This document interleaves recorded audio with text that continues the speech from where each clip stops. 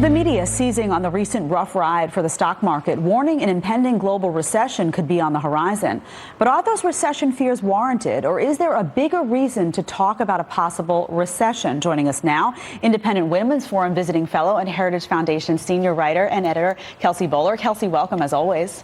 Good morning. It's great to be here. Thanks for being here. So what do you make of these numbers? A lot of people rush to blame President Trump for these numbers or to attribute it to an upcoming recession. What do you say?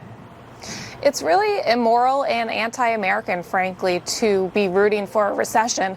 Look no further than Bill Maher, who admitted so much on his show this weekend. He said he wants there to be a recession because he is that obsessed and worried about beating President Trump.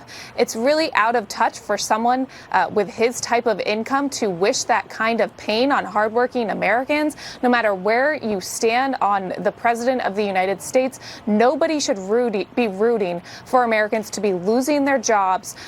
And really what it is a reflection of how much of a threat a good economy is to them. Trump's economy, when unemployment is so low, payroll is rising, and consumer spending, at least, is still strong.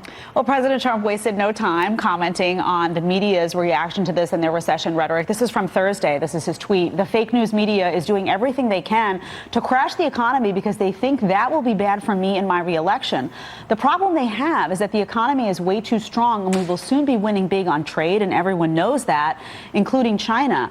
So do you think that this is a successful tactic that Democrats can use to play against the president's strong economic numbers by pointing to the markets? Well, again, I think it's a really immoral tactic to be trying to stoke fear in the hearts of Americans when it comes to their financial well-being.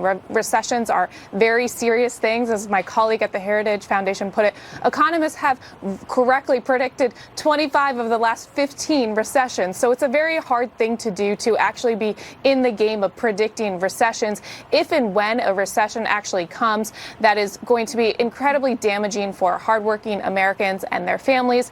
It's not something to take lightly and to use as a political weapon against your opponent. Just very quickly, immoral or not, though, does it work? Because one thing I noticed is that audience at the Bill Maher show, they were applauding. Does that make you nervous? You're right that they are applauding, but I think if you take a step back, nobody would wish a recession upon their neighbors. Nobody would wish that kind of hardship. Well, thank you, Kelsey, for being here as always, and we'll see how it plays out in terms of 2020. We'll see which side takes the cake. Thanks so much.